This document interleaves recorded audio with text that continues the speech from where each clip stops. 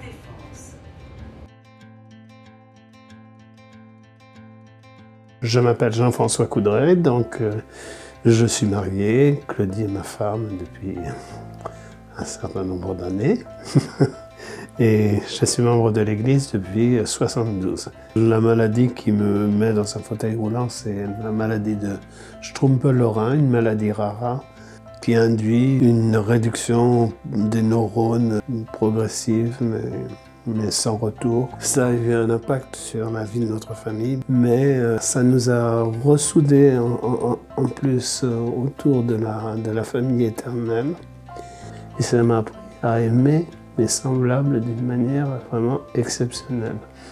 Et actuellement, il y a une chose qui m'aide beaucoup, c'est d'avoir reçu un temple en France. Y aller une fois par semaine, ça me crée une obligation dans le sens du Seigneur, c'est-à-dire une mission plutôt.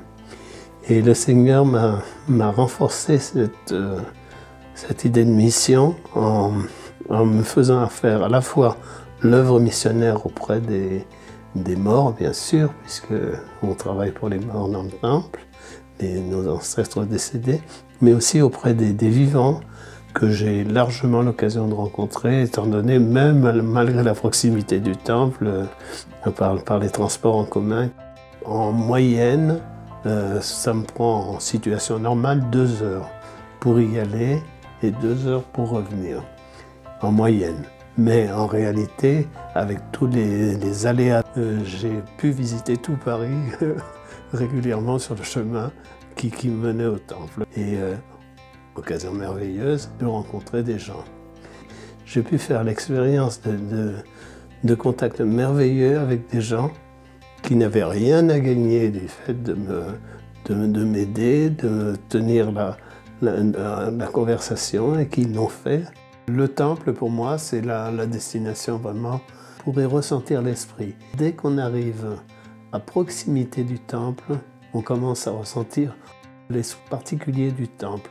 Dernièrement, ça m'arrive d'y aller rien que pour me mettre d'être dans les jardins et prier. Et on peut à ce moment-là, on est déjà un peu dans une salle du temple, je dirais, ou dans un lieu du temple, où on peut communiquer avec Dieu par l'intermédiaire de Christ. Le temple, c'est vraiment quelque chose de très vivant et qui m'aide à mieux comprendre ce sera l'éternité auprès de Dieu, c'est-à-dire un état de paix et de joie. C'est un témoignage en tout cas que j'ai très fort que le Seigneur nous aime tous et il veut notre joie et qu'il nous laisse libres de la choisir ou de la refuser. Ne commettons pas cette erreur-là de la refuser.